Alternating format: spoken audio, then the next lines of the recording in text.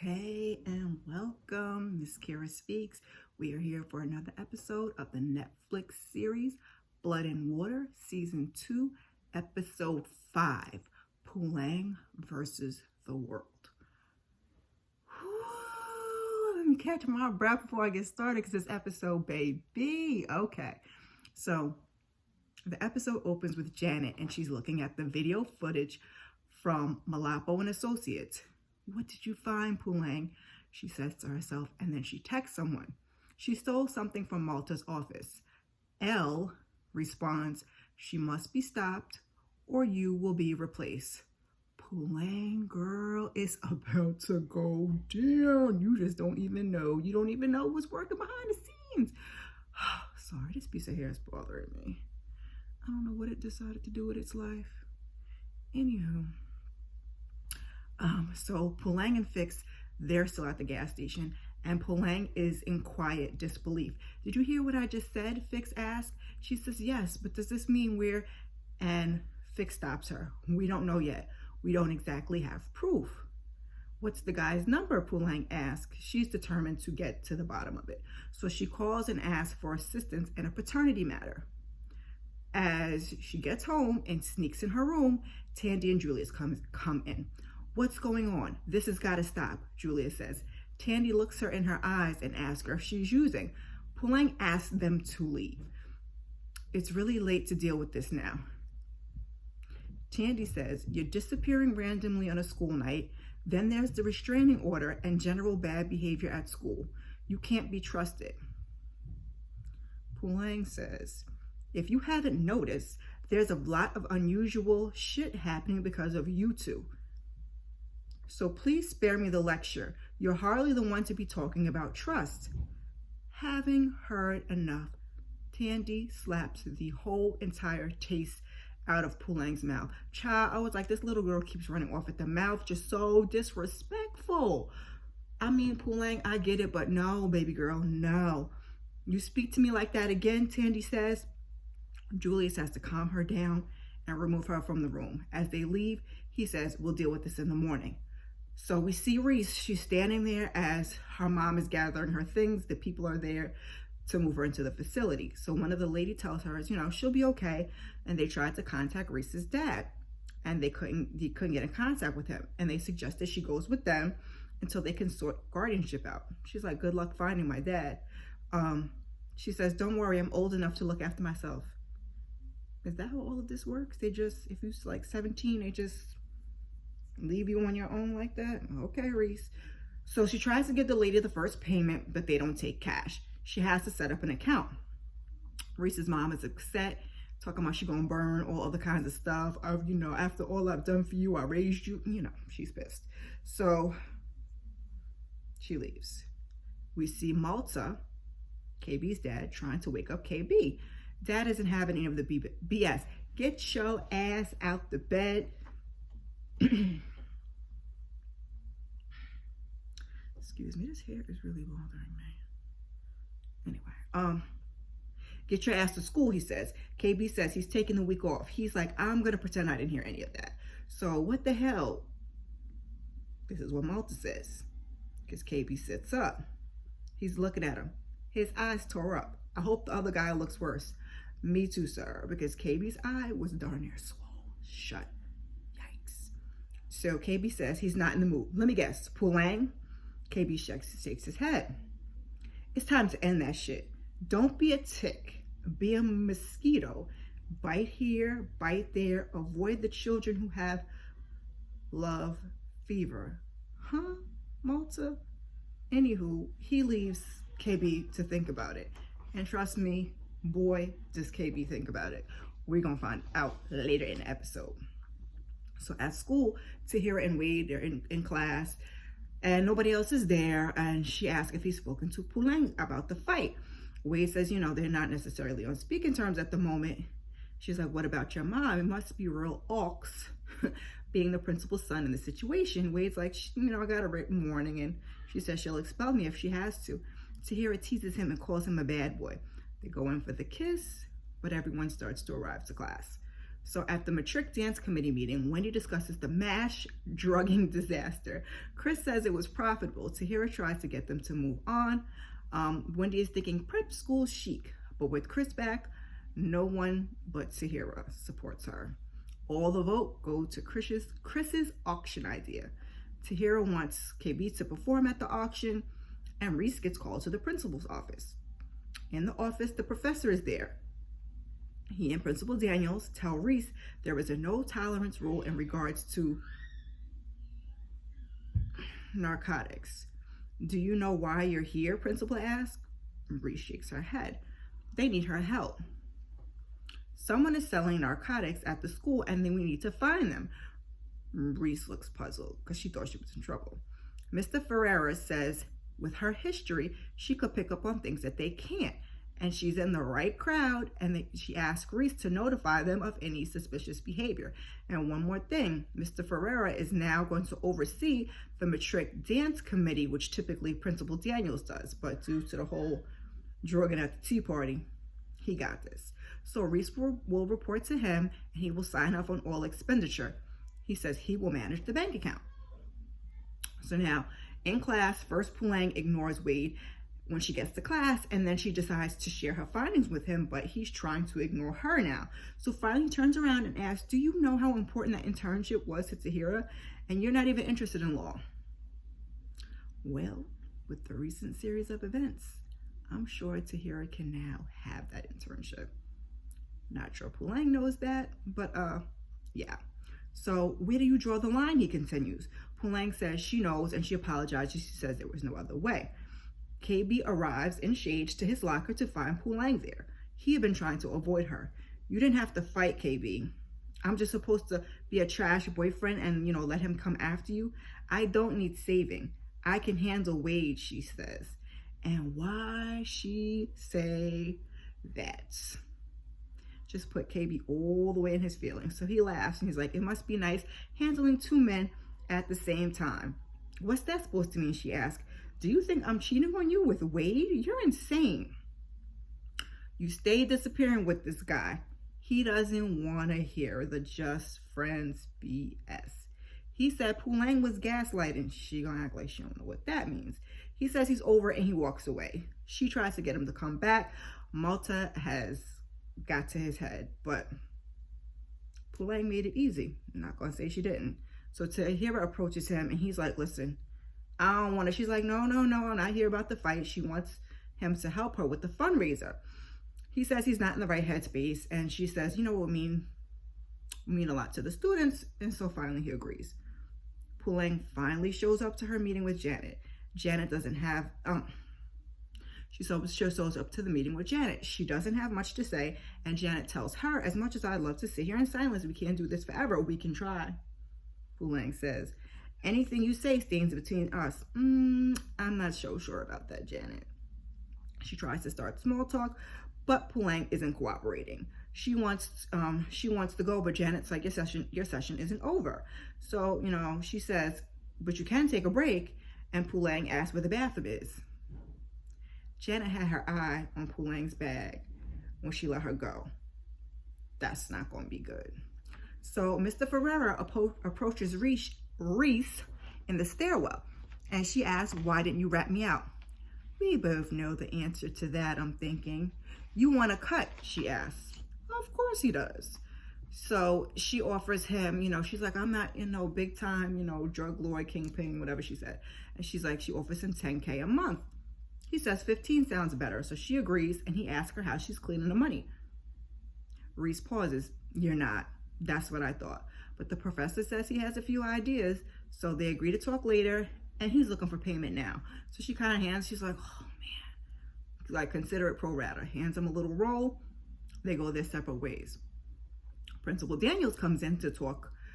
She comes in and she asks how Puleng's session went. Janet's like, oh, I just finished. Come in, let's chat. Sit down. So she says she fears her problem is that she has a problem with addiction, and they need to act fast. At that moment, I knew what was happening, because initially when she looked at the backpack, I was like, please tell me Puleng don't have that file in her backpack. But I don't think she did. I think she left the file at home. So Principal Daniel says, that's disappointing. She had high hopes for Puleng, such great potential, but she's been nothing but trouble since she arrived. She asked Janet what she recommends. We see what the answer is. Puleng is walking through the corridor. She's walking through the school, and Principal Daniels calls her. She asks to check her bag. Puleng's like, why? She asked for her bag. She asked why. She's like, they need to search it. She's like, for what? You can't do that. By signing the code of conduct, you've agreed to random searches and drug testing in the quelling of narcotics in our school. Child, y'all gotta be careful. You gotta read what you signing. So security searches her bag. Half the school is watching and half the school is recording. And it's no surprise. They find pills. The same pills Janet found in Sam's pocket. Janet is standing there watching the whole thing, and she's looking quite pleased with herself. Puleng says, it's not hers. She doesn't know how they got there. Girl, we know, and we know how it got there. Janet's ass gonna say, everything will be as fine as long as you cooperate. Puleng is like, yes, let's do a drug test. It'll come out negative.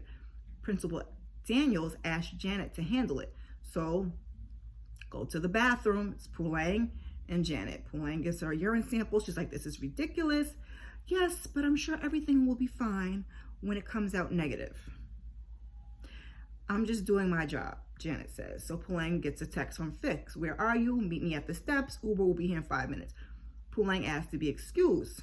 Of course, Janet will handle it. No problem. So when Puleng leaves, as soon as she walks out, Janet calls someone. She's like, yeah, it's going fine. She's like, but I'm going to need your help with the drug test.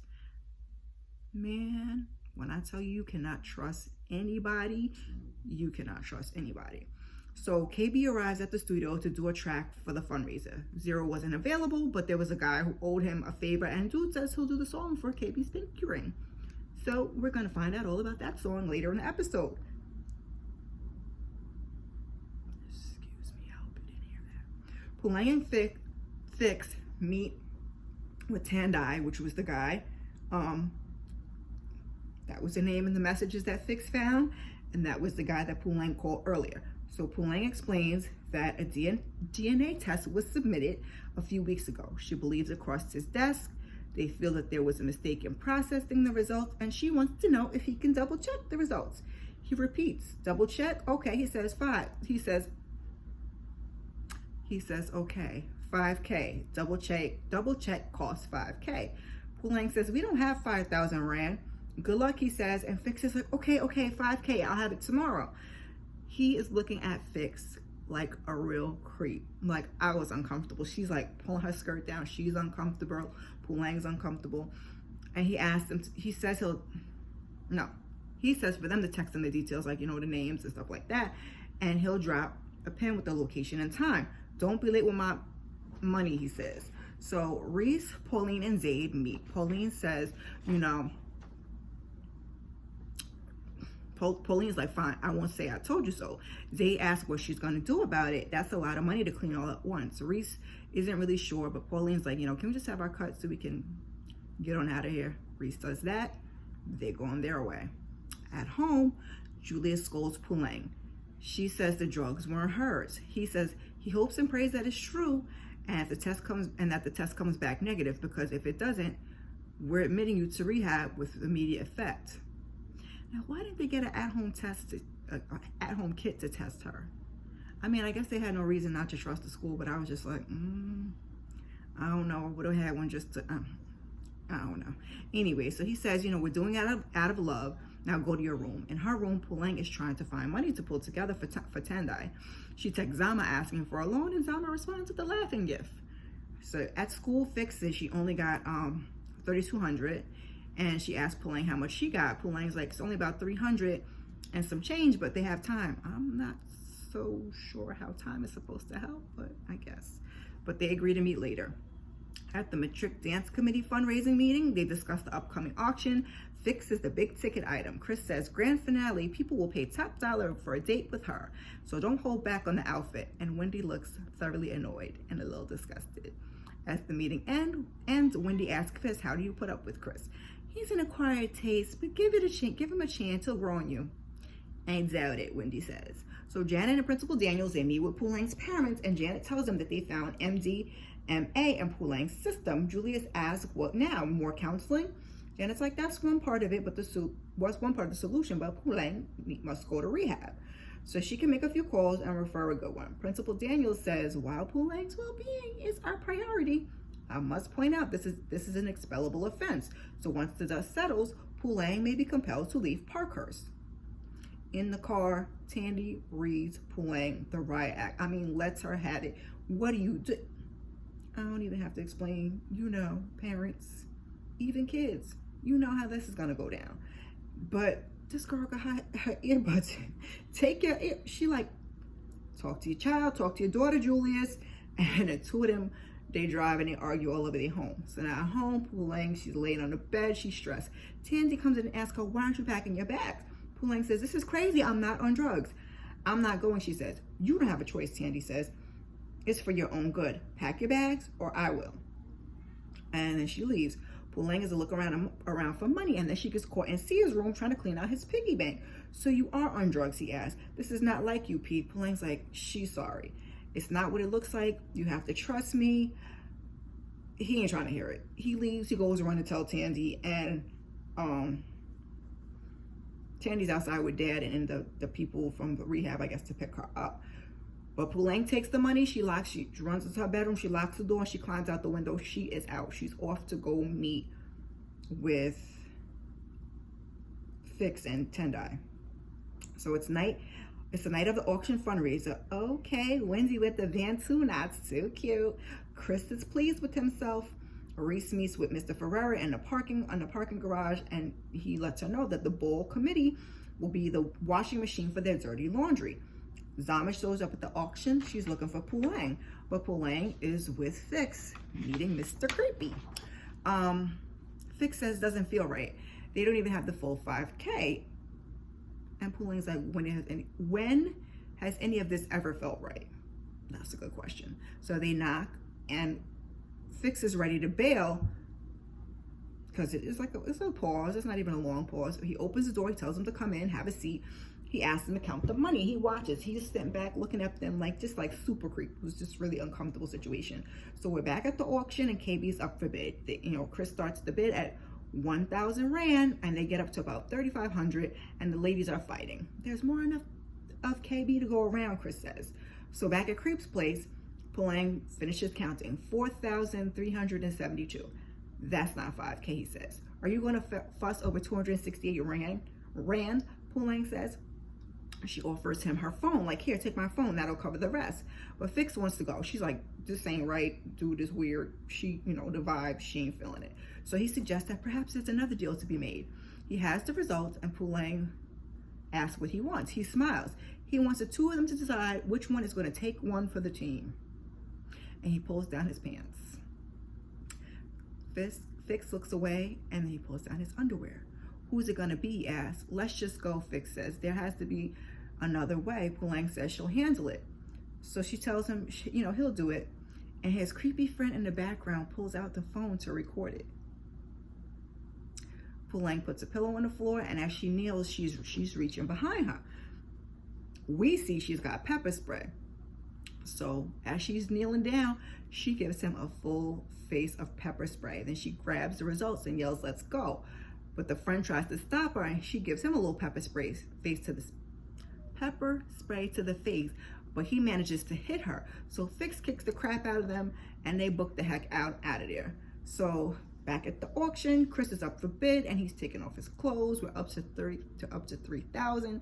Sam is there, and he texts Fiks. She's supposed to be there by now. Reece joins him, and he asks if she knows she's seen Fiks. And Reece asks him, how did the green pills that she gave him end up planted on Puleng? I was so glad she said something, because it was so, if you don't talk and connect the dots, I was glad she said something. So he says he has no idea. How do you know it's the ones that you gave me? Reece says because they were brand new samples and you were the only one that I gave them to. Why Puleng, she asks.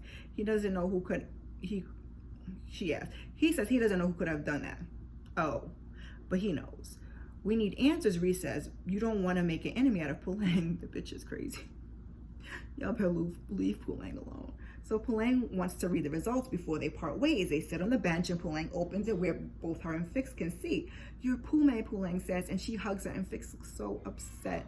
Her whole life is sort of a lie, and she asks if they could take a moment, because Puleng's like, "Oh, go home and meet our parents," and she's like, "Stop, like, can you just wait and hold off on telling people?" Like, that's a lot for one person to process. And then she's like a young girl, she's only 17, and everything you believe your life. Poor Fiks. So they're both tearful for different reasons. Fiks takes a picture of the results, and then Puleng shows up at the auction. She leaves a message for Zama and Wade to meet her. They both show up. Zama's like, "I don't know what's going on. Your mom called and said you were on drugs and ran away." Wade's like, "Listen, I just don't want any drama." So Puleng tells him that she and Fiks met, and someone confirmed that they are sisters. Wade and Zama look shocked. She continues, "He basically confessed to tampering with the DNA test results." Puleng is done sneaking around. The mystery is solved. That's all, folks. So Zama and Wade, they look at the results for themselves. Shocked. Wade asks, if you went to the police, and Puleng's like, "I can't." Fiks asked for some time to process, and she's like, I owe her at least that much. So Wade suggests, like, "Why don't you go home and tell your parents?" And she's like, "It's a little more complicated than that. Like, they think I'm on drugs at this point." So before they get to talk any further, KB takes the stage to perform. But oh no, he's got something new for everybody that's been played. Oh no, that's not about to be good. So he starts rapping. He's talking about kissing Fiks and how Puleng is messing with Wadey. The boy that made a whole diss track for Puleng. And again, he took what Malta said to heart. Puleng is embarrassed, but she stays. Tahira walks out. She's aggravated. Wade follows her and he tells her, KB is making up stuff. He is. He assures her that he likes her. And Tahira's like, "I know, but you just like Puleng also. We're done. I can't do this." Poor Wade. Poor Tahira. So Chris is running all over. He's looking for Fiks. Fiks ain't coming, Chris. Sorry. Backstage, Zama says, wait until he finds out you guys are sisters. Boy, will that song slap differently. Sorry, friend, too soon. He accuses me of cheating and then goes behind my back and kisses Fiks. Puleng's like, "Yeah, that's meant for you." And she said a little more, but Zama mouth a little fresh, so we're not about to repeat that. Fiks, she meets up with Sam and he's asking, "Is everything okay?" And then, after a little while, she's like, I don't know what to say. He's like, "I'll help you make sense of it." So finally she reveals that she and Puleng are sisters. He's looking confused, and she tells him, she found out today, and Puleng's older sister, Pume, was abducted 17 years ago, and you're looking at her. Now, I really was not trusting Sam because of his mama. We know his mama's up to no good. He's his mama's child. But he had a sheer look of shock on his face, like he didn't know what the heck was going on. So she continues, her mom and dad hid it for her entire life. They even sabotaged her and Puleng's investigation. Sabotage, he asks. "We need to go," he says. I'll take you home and I'll explain later. He needs to sort something out at home." She looks a little confused, but she agrees. At the auction, of course, Chris still can't find Fiks because Fiks is on her way home. We already know. So Wendy says, they need to improvise, and he suggests that she takes one for the team. The rest of them have already put themselves out there. Reluctantly, I guess she agrees. She steps up to the stage, and Tahira shouts, "Go, bestie!"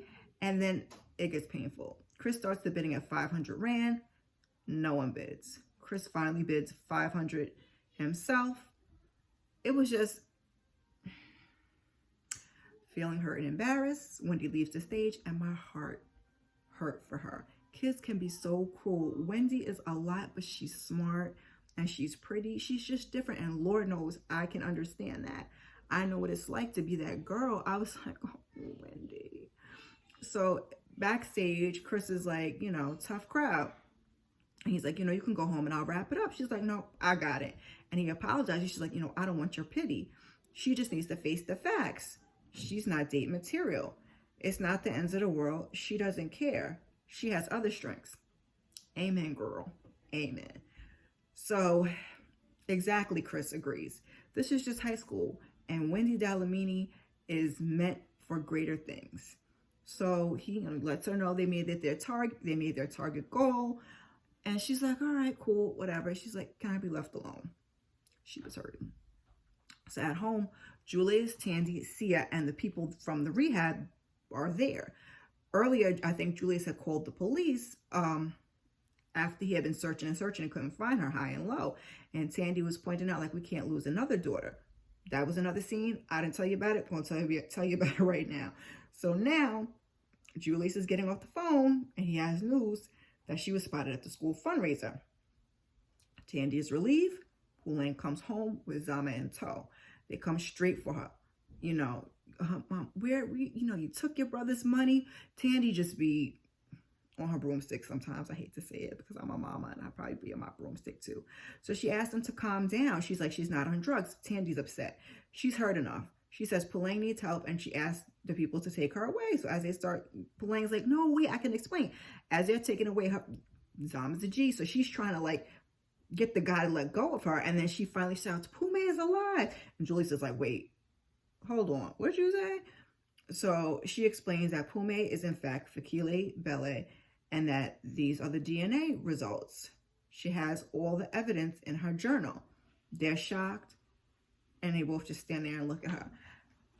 And before I even go on, I just want to say, because I know I have other notes and stuff here, but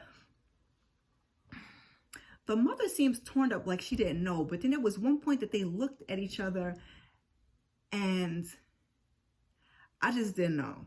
I just didn't know if she had some involvement in the whole thing too, Tandy. I would assume not, but who knows? We know Julius had, some involvement and whatever. So here we go, scene for scene. The scenes are going back and forth. I'm going to do one and then do the other because we're not about to do the back and forth. So Fiks is at home. Mom is in the kitchen. She walks over. She puts the phone down with the picture that she snapped and she asks if it's true. Is what true? Her mom asks. I have to find out what the mom's name is. So I'm just going to keep calling her mom because I can't remember. The dad is Brian. I don't know what mom's name is. Proof that I'm not your real daughter. Mom looks at the phone and she shakes her head. Yes, it is. Puleng was right the entire time, she says. Mom says, I didn't give birth to you, but I'm still your mother. Fiks snatches the phone and she kind of walks off. My mother, you kidnapped me, Fiks cries. She keeps saying, you kidnapped me. So she's like, give me a chance. Mom wants to explain. She asks her to sit down. She's like, it's true. I adopted you and I have all the documentation upstairs to prove it. You have to believe me, she says. I'm still the same woman who loves you more than anything in the world. The same woman that loves you more than life and life itself. And I wouldn't do anything to hurt you. My only regret is that I didn't tell you the truth. But my life would have no meaning without you. You have to believe me. So Fiks listens. She's crying. Her whole world is turned upside down. So then we hear the door. Brian, Dad is home. Please, I beg you, don't ask your father. He knows nothing about this. So at home, Sam is there. He's snooping. He's looking through files, I think, in the file cabinet. Then he gets on the computer. He starts looking for the files on the computer. And Janet comes in and catches him. She's like, you can't be messing around on my computer. You're not my age mate. What's going on? Are you involved with the Fiks and Puleng mess? He asks. No idea what you're talking about. Don't you raise your voice, she responds. Are you helping the people that kidnapped Fiks when she was a kid, he asks. Tell me what's going on. Why are you planting drugs that you found on me in Puleng's bag? And Janet's like, that's nonsense. She doesn't know where she got the drugs from. So where are the drugs you found in my pocket, he asks. I disposed of them for your protection. Nice try, Janet. Nice try. No, you didn't, he says. Mom, those drugs were found, the drugs that were found in Puleng were brand new samples. They were the only ones in circulation. Janet's standing there. She's looking guilty. So Sam asks what she's up to. You don't know those people, Janet says. Who, he asks. What do you, and then, hold on. I just want to make sure I wrote this right. What do you think happened to the woman that you went to visit in prison? How do you know that? What happened to her? She doesn't answer. Okay, so I do have it right. So he's like, whatever. I don't care. I'm going to the police. Try and stop me. So she screams. She's like, Sam, she's dead. They killed her. And he's like, They killed her in her cell while she was sleeping, all because she opened her mouth to Fikile. Sheesh. And the poor lady, she really didn't say anything to Fikile. denied knowing anybody. Now, her face did look a little when we got to Mr. Malapo, but what did she really say? This is not a child's game, Sam. People are dying. So again, the two scenes with Sam and Fakili, they were co-mingling. Like I said, I separated it for it to be easy to me. The episode actually ends with Fiks' mom asking her not to say anything to her dad. And I was just like, this lady's making it seem like real smooth and transactional. But I have the feeling that that's not the case. And she's trying to smooth things over with Fiks. And how does Brian not know anything? Like, how do you can't get pregnant and then you pop up with a kid? I have so many questions. It's only 2 episodes left, and I actually haven't gone ahead and watched them. What questions do you guys have? I hope you'll come back and join me for episode 6. You know, I really wanted to finish this series before I go back to work tomorrow, but life. So I'm going to try and get the last 2 up this week, so have your notifications on. While you're here, check out some of my other videos. Thank you. Before you go, share, like, subscribe, drop me a comment in the comment section, and I appreciate you. Peace.